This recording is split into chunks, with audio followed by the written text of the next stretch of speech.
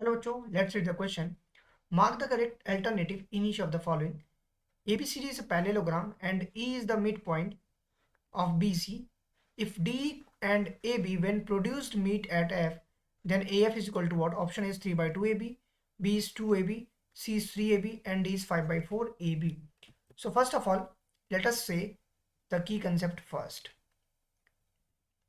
So we know that, हमें क्या पता है? We know that opposite sides of parallelogram are equal. जो अपोजिट साइड्स होते हैं पैरेललोग्राम की वो हमेशा इक्वल होती है. सो लेट अस सी, हम पहले इसका फिगर बना लेते हैं. सो अगर हम फिगर की बात करें तो हमें बोल रहा है A B C D parallelogram, तो हम पहले ए बी सी डी एक पैरेललोग्राम ड्रॉ कर लेते हैं. So let's say this is my A B C D parallelogram. This is my A, ये बी हो गया, this point is C and this point is D. अब question कह रहा है ई जो है वो बी सी का मिड पॉइंट है. लेट्स से हमने इसको ई बना लिया. ये मेरा मिड पॉइंट हो गया किसका? बीसी का. अब नाउ द क्वेश्चन कह रहा है जो आपके पास डीई और ए बी है, ये जब हमने डीई और A B when produce meet at F, मतलब डीई जो है जस्ट लाइक पहले हम डीई ड्रॉ कर लेते हैं ऐसे, ये है डीई.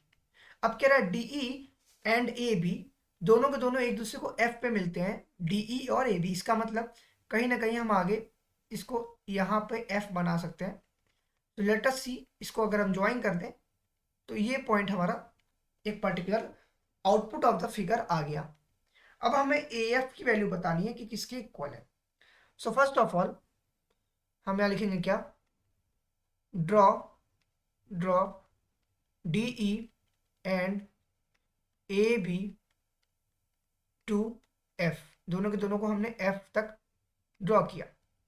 सो अगर हम ट्राइंगल की बात करते हैं, let's say triangle D C E and triangle, एक ट्राइंगल डी सी ले सकते हैं, दूसरा ट्राइंगल बी एफ ई ले लें. अब now let's see what will happen.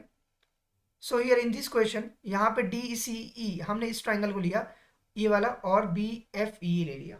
अगर हम डी सी ई की बात करें, since since angle angle D E C, angle D E C की बात करते हैं, that is what? D E C. ये वाला एंगल और ये वाला एंगल आपस में बराबर होगा, एंगल बी ई एफ. क्यों बराबर होगा? Because of vertically opposite angle, vertically opposite angle. तो ये आपस में बराबर हो गया. सेकेंड थिंग इज दैट, दूसरी चीज की अगर हम बात करें बेसिकली इस दोनों ट्राइंगल में अगर हम देखें तो ई सी इज इक्वल टू, ये ई सी की बात करते हैं, ये ई सी किसके बराबर हो गया? बीई के बराबर हो गया. ई सी इज इक्वल टू बीई. क्यों?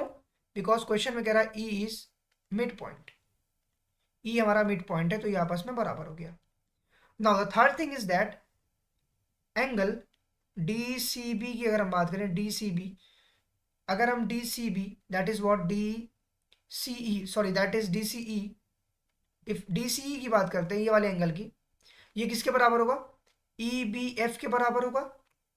एंगल ई बी एफ के बराबर होगा. ऐसा क्यों होगा?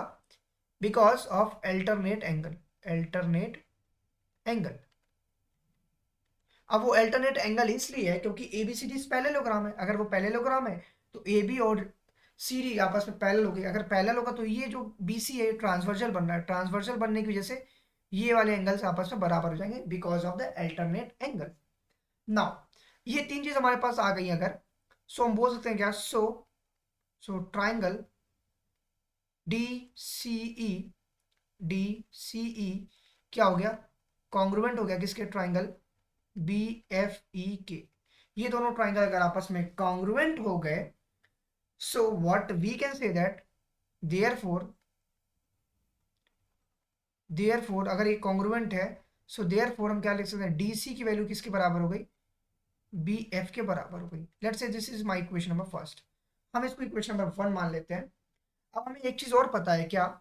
जो सी डी है, ये सी डी ये किसके बराबर है? ए बी के बराबर होगा. क्यों?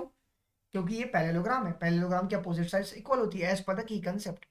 सो सो ए बी जो है, A B is equal to C D होगा वाई, क्योंकि A B C D ABCD is a parallelogram, वो एक पैरेललोग्राम है इसलिए। तो इसका मतलब हम ये लिख सकते हैं क्या, सो सो जो AF है हमारे पास, AF कहाँ है, दिस इज माई AF, ये हमारे पास AF पूरा है, इसको हम लिख सकते हैं AB प्लस BF, लिख लेते हैं AB प्लस BF, ये हमने लिख लिया। अब नेक्स्ट स्टेप हम ये कर सकते हैं, इसको AB लिख लिया एज इट इज, प्लस इसको हम लिख सकते हैं DC।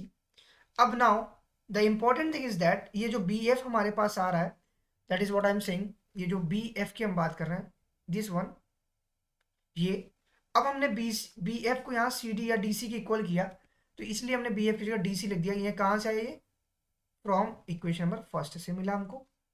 तो इम्प्लाइज दैट AF जो हुआ वो AB हुआ यहाँ से, और DC की अगर हम बात करें तो DC किसके बराबर है, ये DC की वैल्यू और CD या फिर CD बोले, बात सेम, ये दोनों को, तो ये वैल्यू AB के बराबर है, तो हम इसकी जगह लिख सकते हैं AB। दैट मीन्स AF की जो वैल्यू आई वो क्या हो गया, ट्वाइस ऑफ AB आ गई। ये हमारा रिक्वायर्ड आंसर है, that means the option number B is my correct answer.